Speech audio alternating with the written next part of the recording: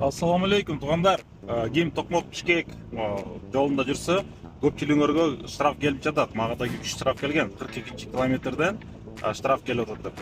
Токмоктон Бишкек жака баратсам, жолдо камера жок. Бирок бул жерде мына азыр көрсөңөр болот, знак турат. Камера бар дегенчи. То есть мындай закондон ар бери жылып кеткен жок да, мына камера знак турат 90 деп. Бирок камера жок. Тиги столбаны байкасаңар, ал жакта 2 камера турат экен. Бирөө бул полосаны карайт экен, бирөө болсо бул полосаны карайт экен. Ушул полосадан көп өтүп кеткенде артынан радар менен атып, ошол камераны көрүп турду да. Дети камера бурулуп турат.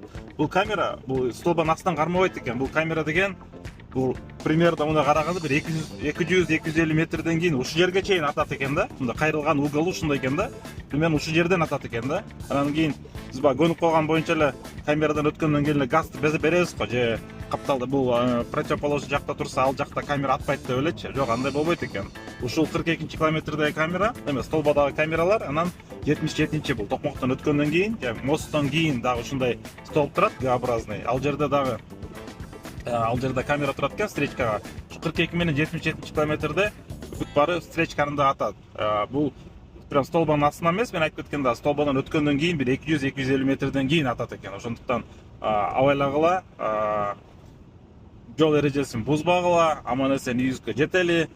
Айтып коет го, ошо жарым саат эрте, 10 мүнөт эрте баргандан көрө жарым саат кечигип, бирок аман эсен жеткен жакшы депчи.